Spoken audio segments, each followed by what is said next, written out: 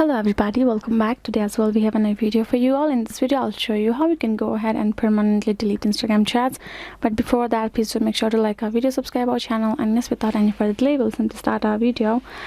For that matter, first of all, what we're going to do is we're going to simply go ahead, open our Instagram app right there. Once our Instagram app is open, basically in the home page it's going to look like this. So what you're going to do is you're going to simply go ahead, tap on this message icon on top right corner, and this will simply open your message chat section, right? So let's say you have a particular person, you can go ahead, tap on that person's chat. If you want to delete a particular chat in the conversation section, go ahead, press on that particular message and you will have this unsend option. That is one of the way you can unsend a particular message that you are not satisfied. Once you're done doing that, you do not have a particular delete option, but unsend is simply the message will be unsent and you're good to go. But if you would like to remove that particular from your chat section whole and delete all of the chats permanently, let's say what we'll do is we'll simply go ahead and press and hold on the person's account in our chat section and go ahead, tap on this delete option, which will show you delete chat from inbox. So basically you can go ahead, delete this person's chat, but the conversation will still be there.